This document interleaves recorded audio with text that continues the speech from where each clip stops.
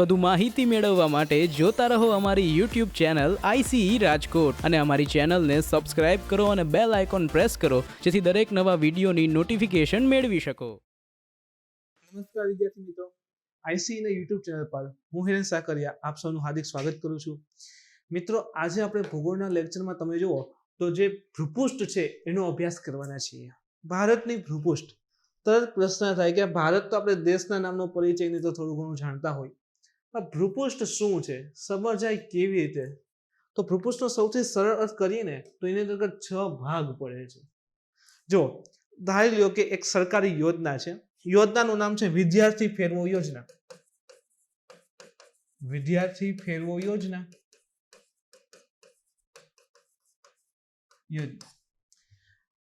ગુજરાત સરકાર દ્વારા શરૂ કરવામાં આવી છે. ધારવાનું છે નહીં, ધારવાનું છે, શરૂ કરવામાં આવી છે. અને કન્ડિશન એવી છે કે જે પણ વિદ્યાર્થીઓ એક્ઝામમાં પાસ થાય એ બધાને લઈ આ યોજનાનો લાભ મળવાનો છે. અને યોજના અંતર્ગત આપણે ગુજરાતથી એટલે કે અમદાવાદથી વૈષ્ણવ દેવી દર્શન કરવા જવાનું છે અને રામેશ્વરમ દર્શન કરવા જવાનું છે. એ પણ પ્લેનમાં પોતપોતાના ખર્ચે. ગુજરાત સરકાર પાસે હમણાં થોડું કઠિન ચાલે છે કોરોનાના લીધે. હવે તમે જુઓ કે આ પ્રકારની યોજના છે, ધારી લો. હવે ધારો કે એમાં તમે બધા સિલેક્ટ થઈ જાવ છો અને યોજનાનો લાભ મેળવવા માટે પાત્ર બનો છો. હવે અહીંયા આપણે અમદાવાદ ભેગા થયા, પ્લેનમાં બધા બેઠા, અમુક નો સમયે ઊભા આવી ગયા બસમાંની જેમ. પ્લેનને ધક્કો માર્યો પાછળથી અને પ્લેન ઉપડી ગયું. હાલો, હવે પ્લેન અહીંથી ઉડે છે તો આપણે જુઓ કેટલો વિસ્તાર ઉડે છે, તો અહીંથી આપણે ઉડાડ્યું, ચલો આમ ગયું, આ રીતે જઈએ છીએ તો આપણે રણ દેખાશે કે નહીં? તો કે યસ. તો જુઓ, જમીન ઉપરની વિવિધતા આવી. એ એવી જમીન છે જ્યાં આપણે અમદાવાદથી નીકળ્યા હતા ત્યારે જે જમીન હતી એ પ્રકારની જમીન હવે અહીંયા આવતી નથી. અહીંથી પ્લેનમાંથી શું દેખાશે? રેતી દેખાશે. રેતી એટલે શું છે? એક પ્રકારનો રણ પ્રદેશ છે. જમીન ઉપરની એક વિવિધતા આવી કે નહીં? જમીન ઉપરની વિવિધતા આવી કે ત્યાં જમીન નથી પણ શું જોવા મળે છે? રણ જોવા મળે છે. તો એક વિવિધતા આગળ આવી. હવે ધારો કે આપણે પંજાબ પાસે પહોંચ્યા. પંજાબ પાસે પહોંચીએ તો તમને લીલાછમ મેદાન જોવા મળશે. નદીઓના કાપ હશે, કાપમાં ખેતી થતી હશે, લીલાછમ કાપ જોવા મળશે, મેદાન જોવા મળશે. તો જુઓ, જમીનની પાછી વિશેષતા આવી કે હવે ત્યાં રેતી નહોતી, ત્યાં શું હતો? કાપ પછાયો, એટલે કે મેદાન હતું. અચ્છા, આ મેદાન ક્યાં છે? આ ઉત્તર કહેવાય કે દક્ષિણ કહેવાય? તો કે આ ઉત્તર ભાગ કહેવાય. તો મિત્રો, આ વિશેષતા બીજી થઈ ગઈ કે ઉત્તર ભારતના મેદાની પ્રદેશ. જો આપણે તો પ્લેનમાંથી પહેલા તો રણ જોયું, પછી આમ હરિયાળી જોઈ, એકદમ લીલુંછમ ઘાસ ને બધું વાવેલું હતું, તો એ મેદાન. પછી આપણે ધારો કે આ વિસ્તારમાં પહોંચીએ છીએ તો ત્યાં શું જોવા મળશે? બધાનો ફેવરેટ હોય બરફ, એટલે કે હિમાલય. તો જો બરફથી ઢંકાયેલા પર્વતો, સફેદ કલરના પર્વતો દેખાશે મિત્રો. તો હવે જો ત્યાં રણય નથી મેદાન, એ શું બની ગયું? પર્વત દેખાય છે, ઊંચા ભાગ છે. તો અચ્છા, હિમાલય આ વિસ્તારમાં આવેલો છે તો ઉત્તર કહેવાય કે દક્ષિણ? તરત યાદ આવે કે ઉત્તર કહેવાય. તો કે ઉત્તર ભારતના પર્વતીય પ્રદેશ.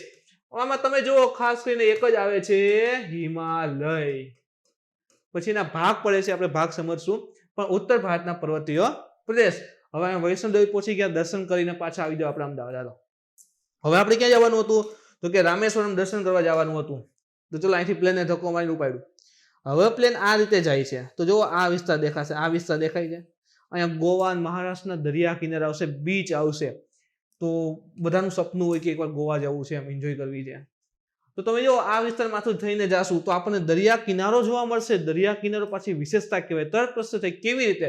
તો વિચાર કરો કે એક બાજુ દરિયો છે, સમુદ્ર છે, અને એક બાજુ જમીન છે. તો સમુદ્ર અને જમીન આ બંનેનો કોન્ટેક્ટ આ વિસ્તારમાં થાય છે, જેને આપણે દરિયા કિનારો કહીએ છીએ. તો આ વિસ્તારમાં સમુદ્ર અને જમીન બેનો કોન્ટેક્ટ થાય છે, ભેગા થાય છે. તો આવા વિસ્તારને કહેવાય છે દરિયા કિનારાના મેદાન. આના સિવાય જમીન ઉપરથી જે પણ નદીઓ આવતી હોય એને આ વિસ્તારમાં થોડો ઘણો કાપ પાથરો હોય. દરિયા કિનારે કાપ પાથરે છે, થોડો ઘણો વૈઢો.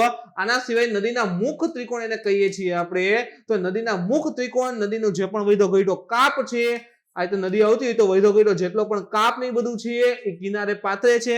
કિનારે કાપ પાથરે એટલે મેદાન તો બનવાનું જ છે, પણ કોના કિનારે? તો કે દરિયાના કિનારે કાપ પાથરો, એટલા માટે એને આપણે કહીએ છીએ દરિયા કિનારાના મેદાન.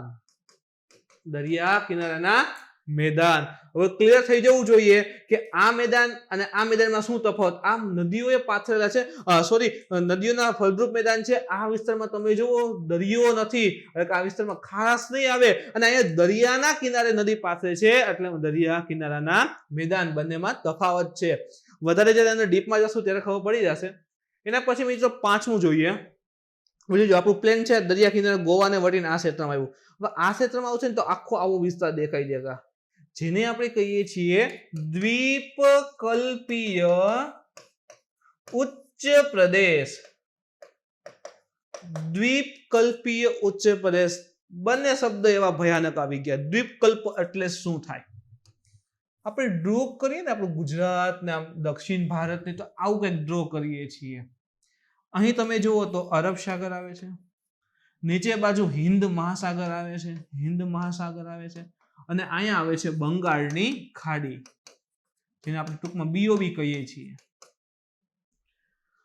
હવે વિચારો કે આ જે જમીન વિસ્તાર છે, આટલો જે વિસ્તાર છે, એ ત્રણ બાજુએથી પાણીથી ઘેરાયેલો છે. જો આ ત્રણેય બાજુ શું થઈ ગઈ? પાણીથી ઘેરાયેલો. અને ઉપરનો જે ભાગ છે, ઉપરની જે જગ્યા છે, એ જમીન સાથે જોડાયેલો છે. તો ઉપરનો ભાગ જમીન સાથે જોડાયેલો, બાકીનો ત્રણેય ભાગ છે દરિયાથી ઘેરાયેલા હોય, પાણીથી ઘેરા હોય, તો આવા જમીન ભાગને શું કહેવાય? દ્વીપકલ્પીય કહેવાય. દ્વીપકલ્પીય. તો વ્યાખ્યા બહુ સરળ થઈ ગઈ. ત્રણ બાજુ પાણી હોય અને પ્લસ એક બાજુ શું હશે? જમીનનો જોડાયેલો, તો આ ભાગને શું કહેવાય? દ્વીપકલ્પીય કહેવાય. તો તરત યાદ કરો, અરબ સાગર, હિન્દ મહાસાગર, બંગાળની ખાડી, તો ત્રણ બાજુ પાણી, તો દ્વીપકલ્પીય ક્ષેત્ર કહેવાય ગયું. તો જો આ દ્વીપકલ્પીય આ ક્ષેત્ર છે. પછી બીજો શબ્દ દેખો તો ઉચ્ચ પ્રદેશ. ઉચ્ચ પ્રદેશ એટલે શું થશે? જો હવે ધારો કે દરિયાની જે સપાટી હોય ને, સપાટી નીચે તળિયે જવાનું પાણી જે ઉપરનું લેવલ હોય ને, ત્યાંથી કોઈ પણ સ્થળે વિશ્વની ઊંચાઈ ને ઊંડાઈ છે ત્યાંથી મપાય. શું કામે? જે પણ ઓપન સી આવે, જો ઓપન સી હોય, ખુલ્લા સમુદ્ર હોય, બંધિયા સમુદ્ર, સમુદ્રના પ્રકાર હોય છે, જે ભૌતિક ભૂગોળનો ભાગ આવે મિત્રો. એને ફિઝિકલ જીઓગ્રાફીમાં ખાસ ભણવામાં આવતા હોય છે. તો જે પણ ખુલ્લા સમુદ્ર હોય, જેમ કે પેસિફિક છે, હિન્દ મહાસાગર છે, બધા ખુલ્લા, એકબીજા સાથે કનેક્ટ હોય, એટલે એની સપાટી છે ને આખા વિશ્વમાં લગભગ બધે એક જ સરખી હોય છે. એટલે ત્યાંથી સપાટી ઉપરથી ઊંચાઈ ને ઊંડાઈ મપાય છે. તો દરિયાની સપાટી તમે જો આશરે 300 મીટર લગીને જાય ને તો મેદાન કહેવાય. 300 મીટર ઊંચે લગીને મળે ને તો મેદાન કહેવાય.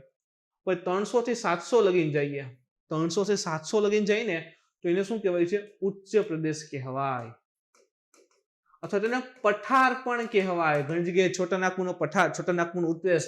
તો 300 થી 700 વચ્ચેની ઊંચાઈ હોય. 700 થી 1000 લગીને જઈએ, 1000 સુધી જઈએ તો સામે આપણે ટેકરી કહેતા હોઈએ. અને 1000 થી વધારે હોય તો એને શું કહેવાય છે? પર્વત કહેવાય છે. જેમ કે આપણો ગિરનાર છે, 1000 થી વધારે છે તો એ પર્વત છે. અને મેદાન તો કે 300 થી નીચે, 300 થી 700 વચ્ચે ઉચ્ચ પ્રદેશ કહેવાય છે. તો દ્વીપકલ્પીય ક્ષેત્ર છે, ત્રણ બાજુ પાણી છે, પ્લસ આની જે એવરેજ હાઈટ જે છે, એવરેજ ઊંચાઈ જે મળે છે એ 300 થી 700 વચ્ચે મળે છે. એટલે કે દ્વીપકલ્પીય અને સાથે ઉચ્ચ પ્રદેશ પણ રહેલું છે. તો તમે જો આ વિસ્તાર છે આખો દ્વીપકલ્પીય ઉચ્ચ પ્રદેશ. એટલે કે જો આપણે પ્લેન અમદાવાદથી ઉપાડ્યું હતું તો એક તો દરિયા કિનારો જોવા મળ્યો, એ લખ્યો. આ નવીન ક્ષેત્રમાં જોવા મળ્યું કે થોડો ઘણો ઊંચો છે અને ત્રણ બાજુ પાણીથી ઘેરાયેલો, તો એને આપણે કહીએ છીએ દ્વીપકલ્પીય ઉચ્ચ પ્રદેશ. અને છેલ્લે આપણે ક્યાં જવાનું છે? તો કે અહીંયા રામેશ્વરમ દર્શન કરવા આવવું છે. રામેશ્વરમ દર્શન કરવા આવે તો રામેશ્વરમ જે છે, રામેશ્વરમ એ પંબન ટાપુ પર આવેલું છે. પંબન ટાપુ છે ત્યાં આવેલું છે. અને ત્યાં તમે જો અહીંયા આપણે પ્લેન ઉતારશું ને દર્શન કરશું તો જો ટાપુ પાછો વિશેષતા આવી ગઈ કે જમીન ઉપર એ વિશેષતા છે કે જેને ચારે બાજુ શું આવેલું છે? પાણી હોય. ચારે બાજુ પાણી હોય આવા વિસ્તારને મિત્રો ટાપુ કહેવાય. તો પંબન એટલું શું છે? ટાપુ છે. તો જમીન ઉપર પાછી વિશેષતા આવી ગઈ તો અંતે આવશે ટાપુ, અથવા એને આઇલેન્ડ કહીએ છીએ, અથવા એને દ્વીપ સમૂહ પણ કહેવાય. દ્વીપ. તો આ રીતે ભૂપૃષ્ઠના 6 ભાગ પડે છે મિત્રો. એક આપણે યોજના દ્વારા બધા સમજી ગયા કે રણ પ્રદેશ આવે, મેદાન આવે, પર્વત આવે, દરિયા કિનારાના મેદાન આવે, ઉચ્ચ પ્રદેશ આવે અને ટાપુ એમાં સમાવિષ્ટ હોય. હવે ભૂપૃષ્ઠની આ 6 વિવિધતા છે, 6 વિશેષતા કહી શકાય. આખા ભારતની અંતર્ગત એક જ એવું રાજ્ય છે જેની પાસે આ ભૂપૃષ્ઠની 6 વિવિધતા છે એ પ્રાપ્ત હોય, અને એ છે આપણું મિત્રો લોકલાડીલું ગુજરાત. આપણા ગુજરાત એક જ એવું રાજ્ય છે જેની પાસે ભૂપૃષ્ઠની 6 વિવિધતા છે. જોઈએ કેવી રીતે. આપણું ગુજરાત ડ્રો કરીએ. આવું કંઈક થાય છે. હવે જો ભૂપૃષ્ઠમાં પહેલું હતું રણ. આપણી પાસે રણ છે તો કે યસ, સરસ મજાના રણ આવેલા છે, વિશેષતા વાળા રણ છે. કચ્છનું રણ. હાલો, પહેલી કન્ડિશન સેટિસ્ફાય. સેકન્ડ શું હતું તો કે મેદાન. તો મેદાન પણ આવેલા છે આ વિસ્તારમાં. Second condition satisfy. ત્રીજું શું હતું? પર્વત. હિમાલય પર્વત. તો પર્વત છે આપણી પાસે તો કે યસ, જુનાગઢમાં તમે જો ગિરનાર પર્વત આવેલ છે. Condition satisfy. ચોથું શું હતું? દરિયા કિનારાના મેદાન. હવે આપણે જાણીએ છીએ આખા ભારતની અંતર્ગત સૌથી લાંબો દરિયા કિનારો મિત્રો આપણી પાસે છે 1600 કિલોમીટર. 1600 કિલોમીટર લાંબો દરિયા કિનારો આપણી પાસે છે. ચોથી કન્ડિશન છે એ પણ સેટિસ્ફાય. પાંચમી હતી, એક હતી દ્વીપ. ચલો પેલા એ લઈ લે, દ્વીપ અથવા તો ટાપુ. તો આપણી પાસે ટાપુ પણ છે. અહીંયા ખંભાતનો અખાત આવે, અહીંયા કચ્છમાં છે પિરોટન નહીં. તો આ કન્ડિશન પણ સેટિસ્ફાય. અને છઠ્ઠી જે કન્ડિશન રહેલી છે મિત્રો, છઠ્ઠી કન્ડિશન દ્વીપકલ્પીય ઉચ્ચ પ્રદેશ. દ્વીપકલ્પનો શું થશે? 3 બાજુ પાણી અને 1 બાજુ જમીન. આવો વિસ્તાર આપણા ગુજરાતમાં છે. યસ, એવો વિસ્તાર છે. જુઓ, આ જે વિસ્તાર છે ને આપણે કહીએ છીએ કચ્છનો અખાત. કચ્છનો અખાત. આ જે એરિયા છે આ, એને આપણે કહીએ છીએ ખંભાતનો અખાત, અથવા તો એને બીજું નામ છે કેમ્બેનો અખાત. આ શબ્દ ઘણીવાર પૂછી લે છે. ખંભાતના અખાતનું બીજું નામ અથવા તો પ્રશ્ન પૂછે તો કેમ્બેને લઈને પૂછે તો તરત પ્રશ્ન છે આ કેમ્બે ક્યાં આવ્યું.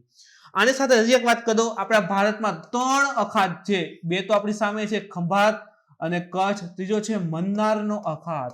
ક્યાં આવે તો કે આપણું ઇન્ડિયા ડ્રો કરીએ, અહીં શ્રીલંકા છે, અહીંયા તમિલનાડુ આપણું રાજ્ય, તો તમિલનાડુ અને શ્રીલંકા છે. આ ભાગમાં મન્નારનો અખાત આવેલો છે. તો 3 અખાત આપણા ભારતમાં છે. અને અહીંયા તમે જો આ વિસ્તારમાં તો અરબ સાગર. હવે તમે સૌરાષ્ટ્ર ઉપર નજર કરો, આ વિસ્તાર ઉપર નજર કરો તો આ વિસ્તારની એક બાજુ જે છે ત્યાં કચ્છનો અખાત છે. સેકન્ડ જે બાજુ છે, સેકન્ડ એક બાજુ આવશે આ બાજુ, ત્યાં ખંભાતનો અખાત છે. અને આ ત્રીજી બાજુ જે છે ત્યાં અરબ સાગર છે. અને ચોથી બાજુ છે જમીનથી જોડાયેલી છે. 3 બાજુ પાણી, 1 બાજુ જમીન. 1 2 3 બાજુ પાણી, 1 બાજુ જમીન. તો આ વિસ્તારને શું કહેવાય? દ્વીપકલ્પીય ઉચ્ચ પ્રદેશ છે. આપણે જોશું મિત્રો, અહીંયા જે વિસ્તાર છે ને લાવાના સ્તર જામી ગયેલા છે. લાવારસ પથરાય અને આપણે આ સૌરાષ્ટ્રની જમીન છે ને એ કાળી બનેલી છે. લાવારસ પથરાનો તો એ લાવારસ ઠંડો થઈ ગયો, એનો ભૂકો થયો અને કાળી જમીન બનેલી છે. તો લાવારસ પથરાનો તો થોડો ઘણો ઊંચો વિસ્તાર હશે. તો આ જે આપણું સૌરાષ્ટ્ર કહીએ છીએ, કાઠિયાવાડ કહીએ છીએ, એ દ્વીપકલ્પીય ઉચ્ચ પ્રદેશ છે. એ સાથે જ ભૂપૃષ્ઠની 6 વિવિધતા માત્ર ને માત્ર આપણા ગુજરાત રાજ્ય પાસે પ્રાપ્ત છે. અને અહીંથી ગુજરાતની ભૂગોળ શરૂ થાય કે આ તો મિત્રો આપણે ગુજરાતની વિશેષતા રહેલી છે. તો તમે જો ભૂપૃષ્ઠની 6 વિવિધતા પ્રાપ્ત થનારું રાજ્ય આપણું ગુજરાત છે. એટલા માટે તો ગુજરાત છે બધી દ્રષ્ટિએ આગળ છે. ઇવન પહેલેથી વેપાર છે, ટુરિઝમ, વોટેવર ગમે તે આપણું ગુજરાત છે એ આગળ રહેલું છે. તો મિત્રો ભૂપૃષ્ઠનો અર્થ હવે ક્લિયર થઈ ગયો. એમાં સૌથી પહેલો હતો ઉત્તર ભારતનો વિશાળ પર્વતીય પ્રદેશ. શું કામે? સૌથી ઉપર કોણ આવે છે એ જોવો, એટલે લીધું છે, રણ નથી લીધું. સૌથી પહેલા ઉપર તરફ, ઉપરથી નીચે આવશું એ પ્રમાણે બધું આવશે. તો સૌથી પહેલા શું આવે? ઉત્તર ભારતમાં આવેલો પર્વતીય પ્રદેશ. તો ઉત્તર ભારતનો વિશાળ પર્વતીય પ્રદેશ એટલે એમાં કયો પર્વત ભણવાનો થશે? હિમાલય. તરત મનમાં વિચાર આવે, વાહ કેવો જોરદાર પર્વત. સપનામાં એક વાર તો ઈચ્છા હોય ને હોય જ કે હિમાલય પર્વત જવું છે, એની ખૂબસૂરતી છે અંદાજ મેળવવો છે. તમે જો હિમાલયની સુંદરતા રહેલી છે. તો સિદ્ધાંત સમજીએ પહેલા તો હિમાલયની ઉત્પત્તિ કેવી રીતે થઈ છે. બધા કહેતા હોય કે હિમાલય છે ત્યાં પહેલા સાગર હતો, સમુદ્ર હતો, ક્યાંય ગયો. ઘણા એવું કે ભાઈ સમુદ્ર હતો, એનું નામ હતું ટેથીસ. એ સમુદ્રનું પાણી ઉપર જઈને જામી ગયું, પર્વત બનીને. અરે ભાઈ, તો ન્યૂટને એની જિંદગી જે છે એ સફરજન ઉપરથી નીચે કેમ આવે છે એ ગોતવામાં કાઢી નાખી, અને તમે એમ કહીએ કે ભાઈ નીચે સમુદ્રનું પાણી ઉપર જઈને જામી ગયા, તો ગુરુત્વાકર્ષણ બળ છે કે નહીં? તો એવું કઈ નથી કે સમુદ્રનું પાણી નીચે ઉપર જઈને જામ્યું, એમ થોડા કઈ પરત બને રાતોરાત. તો મિત્રો એ સિદ્ધાંત જે ઘણા આપતા હોય છે સંપૂર્ણ રીતે ખોટો છે. તો જોઈએ કેવી રીતે હિમાલય છે બનેલો છે. એક હેરી હેસનો પ્લેટ ટેક્ટોનિકનો સિદ્ધાંત છે. નામ જ ભયાનક લાગે, પ્લેટ ટેક્ટોનિક, પણ આપણે હમણાં સમજીએ ને તમે એમ કહેશો ઓય આમાં તો કાંઈ નથી. જુઓ, એક વાર્તાની જેમ યાદ રાખો, આપણે આજે પૃથ્વી પર કેટલા ખંડ છે? તો કે 7 ખંડ છે. પણ એની હિસ્ટ્રીમાં જઈએ, સાવ સરળ છે. જો 7 ખંડ પેલા બધા ભેગા રહેતા એક જ ખંડ હતો, એનું નામ હતું પેન્જિયા, અને એક જ મહાસાગર હતો પેન્થાલાસા. કેવું શાંતિ, બીજું કઈ યાદ જ નહીં રાખવાનું. એક જ વિશાળ ખંડ પેન્જિયા અને એક જ મહાસાગર પેન્થાલાસા. પછી શું થયું? બ્રેકઅપ થઈ ગયું. આ બ્રેકઅપ થઈ ગયું. બ્રેકઅપ થાય એટલે બંને અલગ થઈ ગયા. તેમાં ઉપર તરફ છે લોરેશિયા અને નીચે નામ એવું ગોંડવાના. જો અહીંયા સાથે ડ્રો કરીએ તમને એકદમ મિત્રો ક્લિયર થઈ જશે. તમે તમારી નોટ બનાવો એમાં ક્લિયર હોવું જોઈએ. એક જ ખંડ પેન્જિયા, એક જ મહાસાગર પેન્થાલાસા. પછી શું થયું? એનું વિભાજન થઈ ગયું, બ્રેકઅપ થઈ ગયું. બ્રેકઅપ થઈ જાય એટલે બે અલગ થઈ ગયા. ઉપરનું નામ છે લોરેશિયા અને નીચે તરફનું નામ છે ગોંડવાના લેન્ડ. હવે આ લોરેશિયા છે એનું બીજું એક નામ છે, એનું નામ છે અંગારા લેન્ડ, એને અંગારા લેન્ડ પણ કહેવાય છે. આ બંને વચ્ચે આટલો મહાસાગર આવ્યો નવો ભાગ, એને કહીએ છીએ આપણે તેથીસ સાગર. હવે જો સિમ્પલ મનુષ્યની લાઈફ સાથે સરખાવવા તરત યાદ રહેતું જાય. બ્રેકઅપ થઈ ગયું, બે અલગ થઈ ગયા. બે અલગ થઈ ગયા પછી શું થાય? બધું યાદ આવે કે કેવા જોરદાર રમણીય દિવસો હતા. તો એ રમણીય દિવસો યાદ કરતા કરતા કરતા કરતા તૂટવા માંડે માણસ. તો સેમ વસ્તુ, બેનું બ્રેકઅપ થઈ ગયું, બે અલગ થઈ ગયા, બધું યાદ આવે છે, અને હજી આ શું થાય છે? તૂટે જ જાય છે, તૂટે જ જાય છે. તો જોઈએ, પાછું તોડ નાખી, હજી એને ભૂકા કરી નાખી. હાલો, તો લોરેશિયા છે એના ભાગ પડે છે. એમાં એક છે ઉત્તર અમેરિકા, બીજો ભાગ પડે છે યુરેશિયા કહેવાય, યુરોપ અને એશિયાનો ભેગો વિસ્તાર છે તે. તો લોરેશિયાના ભાગ પડી ગયા. હવે નીચે ગોંડવાના લેન્ડના ભાગ પાડીએ તો એક બને છે દક્ષિણ અમેરિકા, એક બને છે આફ્રિકા, એક બને છે આપણું ઇન્ડિયા, એક બને છે ઓસ્ટ્રેલિયા અને નીચે તરફ બને છે એન્ટાર્કટિકા. તો જો અહીંથી પ્રશ્ન પૂછેલો છે ભારત છે એ કોનો મૂળ ભાગ હતો? તો ભારત જે છે ગોંડવાના લેન્ડનો મૂળ ભાગ હતો, એમાંથી ભાગ અલગ કટકો થઈને બનેલું છે. તો યાદ રાખો, ગોંડવાના લેન્ડમાં ભારત હતું અને ત્યાંથી જ અલગ થઈને પછી અલગ થઈને બધી ગતિ કરીને આગળ ગયેલું છે. તો આ રીતે તમે જુઓ તો આ ખંડના ભાગ પડી ગયા. પછી શું થયું? તો પછી કે હવે અલગ તો થઈ ગયા છે બધું, હવે ભાઈ જિંદગી પતી ગઈ. એટલે પછી શું થાય છે કે આ જે વિસ્તાર જે છે અલગ અલગ કડકા થઈ ગયા ને, એ પોતપોતાની રીતે ફરવા લાગ્યા. શા માટે ફરે છે? તો એની વધારે ડીપમાં તો નહીં જઈએ મિત્રો, કારણ કે આખો ભૌતિક ભૂગોળના કન્સેપ્ટ છે, બહુ ડીપમાં જો ખોવાઈ જાય. પણ માત્ર થોડી માહિતી આપી દઉં તમને કે આ રીતે પૃથ્વીનો આડો છેદ લઈએ. આ રીતે આ ઉપર આપણે જમીન જોઈ, એ જમીન છે, અને પૃથ્વીના પેટાળમાંથી આ રીતે જે અંદર મેઘમાં હોય ને એની સાયકલ ચાલતી હોય આ રીતે. હવે સપોઝ કે આ ઉપર તરફ આપશે, તૂટતું નથી, તૂટે નહીં તો શું થાય? અમુક ભાગ આ તરફ જાય, અમુક ભાગ આ તરફ જાય. તો આ જે મેઘમાં છે ને એ શું કરે? આ જમીનને ધસડાઈને ચાલશે, ખેંચશે. તો આ જે આ જમીન આ સાઈડ જશે, આ જમીન આ સાઈડ જશે. તો તમે જુઓ કે અહીંયા જે જમીનનો કટકો હતો એ આ તરફ ખેંચાણો, આ જમીનનો કટકો આ તરફ ખેંચાણો, તૂટીને અલગ અલગ થઈને ગતિ કરવા માંડ્યા.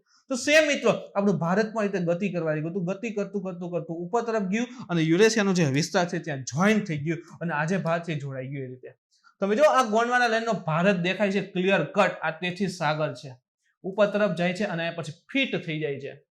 તો આ રીતે આજનો જે વિસ્તાર છે એ બને છે. તો મિત્રો જે આ ટેક્ટોનિક સમજવા માટેની જે જરૂરિયાત હતી ને એ ક્લિયર થઈ ગઈ. હવે સમજો, પેલા એવું કહેતા સમુદ્રના તળિયા ન હોય, ક્યારે એવું બને તો શું કહે સીધા ઠેકડો મારી ભેગા મેઘમાં વયા જાય, એવું ન હોય.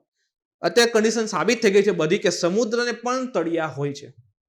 સમુદ્રને તળ છે એનો મતલબ ત્યાં જમીન છે, અને આપણે તો જમીન ઉપર રહેતા ક્લિયર કટ જાણીએ જ છીએ.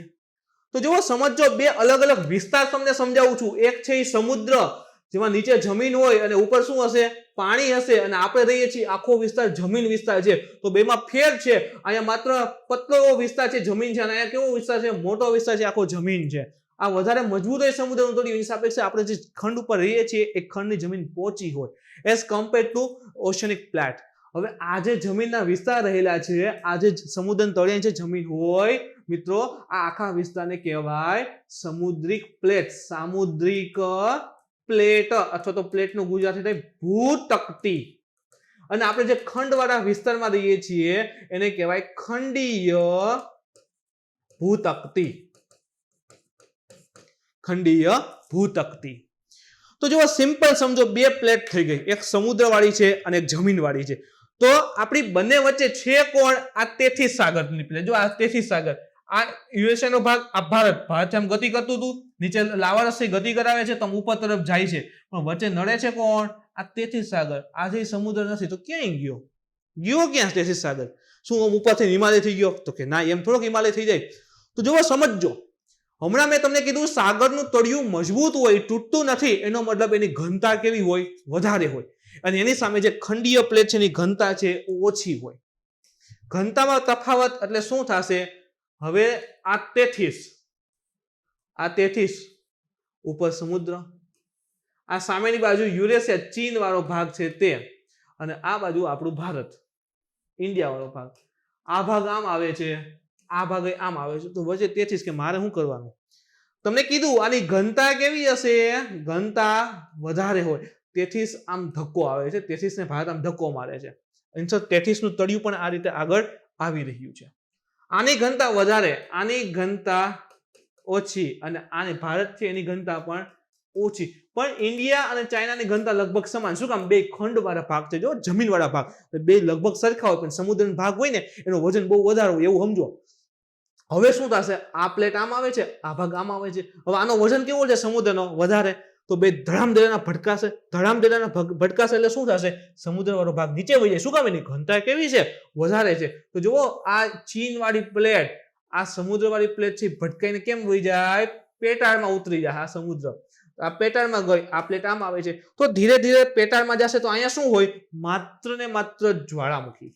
ને આપણે સમજવા માટે એને મેઘમાં પણ કહેવાય, ખાસ કરીને મેઘમાં જ કહેવાય. બસ આપણે સમજવા માટે એમ લઈએ કે મેઘમાં અંદર લાવા છે, જ્વાળામુખી છે, એ બધું લઈ લઈએ. એ આવે છે, ત્યાં કોઈનું કાંઈ ન ટકે, આપણું ટકે. તો કોઈનું કાંઈ ટકતું નથી. આ પ્લેટ, સમુદ્રની પ્લેટ ધીરે ધીરે ધીરે ધીરે ધીરે ધક્કો લાગતા લાગતા લાગતા આપણા ભારતે ધક્કો મારતા મારતા મારતા આખા પ્લેટને ક્યાં જવા દીધી? પેટાળમાં જવા દીધી. અને ત્યાં કઈ ટકે નહીં, તો અહીં ઓગળી ગઈ. જો તેથીસ સાગર જે ઉપર નથી ગયો, તેથીસને ધક્કો મારી મારી મારી અને એને ક્યાં જવા દીધી? પ્લેટ આખી પેટાળમાં જવા દીધી છે, ત્યાં પીગળી ગઈ. અને એ જ પછી એક કારાકોરમ પર્વત બનાવશે, આપણે આગળ હિમાલયમાં જોશું. પણ જો તેથીસ સાગરની પ્લેટ અંદર વહી ગઈ છે. હવે તેથીસ સાગરની પ્લેટ અંદર વહી ગઈ તો ભારત માટે રસ્તો કેવો થઈ ગયો? ખુલ્લો થઈ ગયો. આખો રસ્તો ખુલ્લો થઈ ગયો. જોવા, તેથીસ સાગર તો અહીંયા આવી ગયો આખો પ્લેટ. હવે આ ભારત ધક્કો મારીને ભારતને અહીંયા આવી ગયું. આ ઇન્ડિયાની પ્લેટ, આ ચાઇનાની પ્લેટ. હવે તો બે કેવા છે? બે જમીન વાળા, બે હરખા હોય. હવે બે સરખા છે, બેનો વજન સરખો છે, તો શું થાય? એકય નીચે ઉપર થશે નહીં, તો બે આમ ભટકાણી તો શું થશે? હવે આમ ધીરે ધીરે ઉપર થશે. શું કામ? બેનું લગભગ વજન કેવો છે? લગભગ સરખો છે. તો ઉપર ઉઠે શું બને?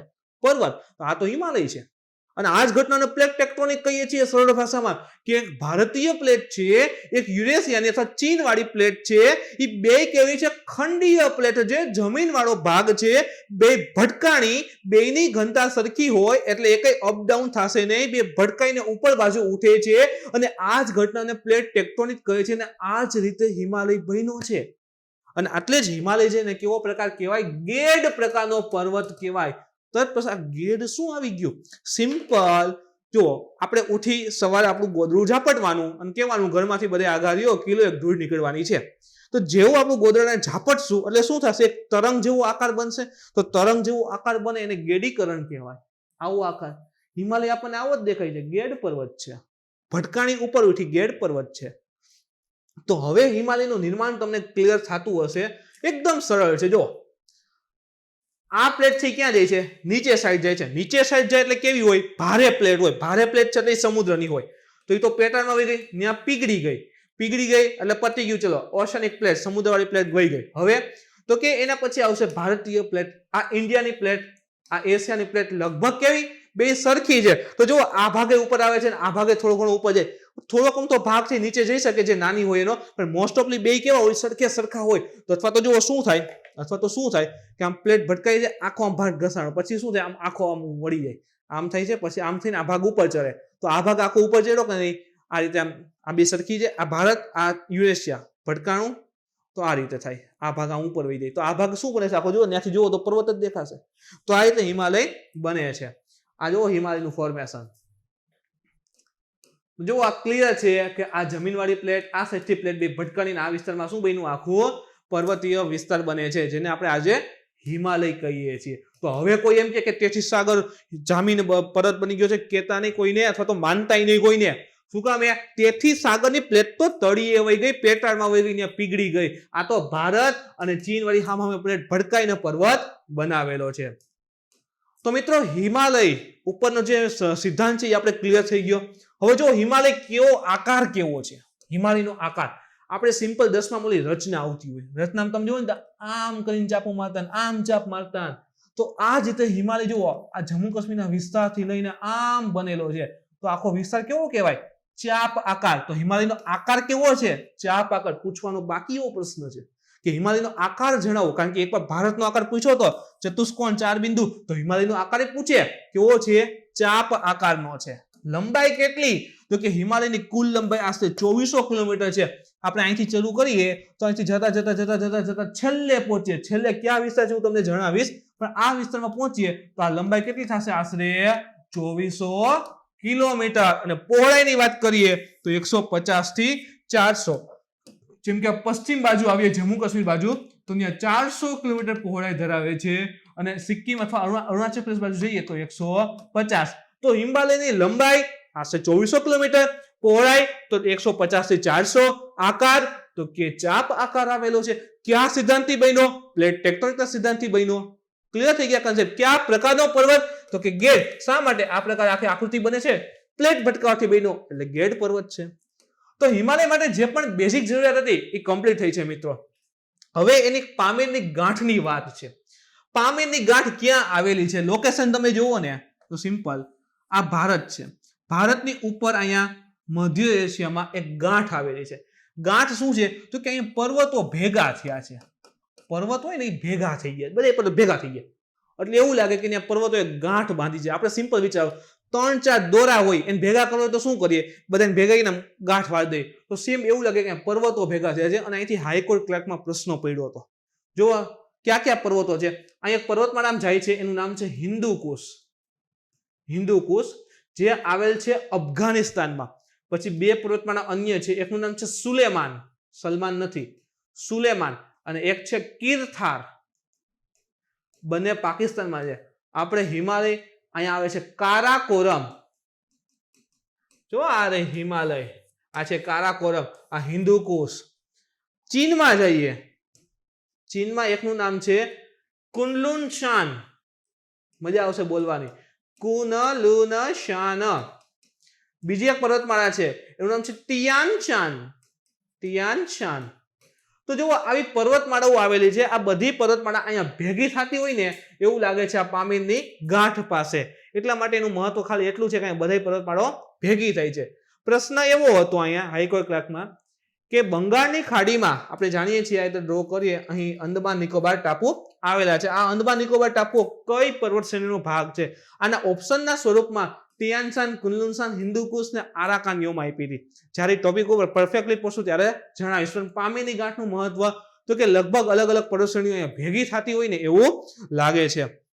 તો મિત્રો હિમાલયના ગઠન માટે તમે જુઓ જે પણ ઇમ્પોર્ટન્ટ વસ્તુ હતી અથવા હિમાલયની જે બેઝિક ઇન્ફોર્મેશન હતી એ હવે આપણને ખબર પડી ગઈ છે. એક શું? તો કે કયા સિદ્ધાંત? Plate tectonic. હિમાલય કયા પ્રકારનો પર્વત? ગેડ પર્વત. લંબાઈ 2400 કિલોમીટર, પહોળાઈ 150 થી આશરે 400 કિલોમીટર સુધી. તો મિત્રો જે પણ બેઝિક છે આકાર તો કે ચાપ આકાર. બેઝિક જે પણ વસ્તુ છે એની આપણે હિમાલય માટેની જે પણ રિક્વાયરમેન્ટ છે, ક્લાસ 3 હોય કે ક્લાસ 2 હોય કે ક્લાસ 1-2 માટે, એ આપણે કન્સેપ્ટ ક્લિયર કરી લીધો છે. મિત્રો નેક્સ્ટ ટાઈમ જ્યારે લેક્ચર આવશે ત્યાંથી આપણે અહીંથી આગળ વધશું. એટલે કે તમે જો આપણે હિમાલય માટેની જે પણ બેઝિક જરૂરિયાત છે કમ્પ્લીટ થઈ ગઈ છે. તો હવે હિમાલયના ભાગ, હિમાલય કઈ એક પર્વત નથી કે ચલો આમ કઈ પૂરું કરી દીધું. હિમાલય તો આખી પર્વત શ્રેણીઓ છે મિત્રો. બનાવતા લાખો વર્ષો થયા છે, તો સમજતા તો વર્ષો લાગે. ઇન શોર્ટ કે સમજતા વાર તો લાગવાની છે. તો મિત્રો નેક્સ્ટ ટાઈમ જ્યારે આપણે ભણશું તો એમાં શું ભણશું? આપણે હિમાલયની શ્રેણીઓ ભણશું, હિમાલયનું વર્ગીકરણ કરશું, જેથી સરળતા માટે સહેલું જશે, સમજવા માટે એકદમ સરળ બની જશે. મિત્રો આજના લેક્ચરમાં જો તમને કોઈ પણ પ્રકારની ક્વેરી હોય, ડાઉટ હોય, પ્રશ્ન હોય તો તમે કોમેન્ટ કરીને પૂછી શકો છો. મિત્રો આજનો વિડીયો ગમ્યો હોય તો લાઈક કરો, શેર કરો, તમારા મિત્ર સુધી પહોંચવા માટે કોશિશ કરો. કારણ કે મિત્રો આ જે વિડીયો છે ભૂપુષ માટેનું ઇમ્પોર્ટન્ટ છે, અને ભૂપુષ આખું જે આપણે 6 ભાગ જોયા ને, એ 6 ભાગ આશરે ભૂગોળના 30 થી 40% એકલું લઈ જાય છે. અને લગભગ દરેક પેપરમાં અહીંથી એકાદા બે પ્રશ્ન હોય જ. ક્યારે એવું બને જ ન આવે, કારણ કે ભૂપુષ એટલું મહત્વનું છે મિત્રો. તો તમારા દરેક વિદ્યાર્થી મિત્ર સુધી આ વિડીયોને પહોંચવા માટે કોશિશ કરો, જેથી દરેક વિદ્યાર્થીનો લાભ લઈ શકે. નેક્સ્ટ ટાઈમ મિત્રો આપણે કીધું એ પ્રમાણે વર્ગીકરણ સાથે મળશું. ત્યાં સુધી થેન્ક યુ.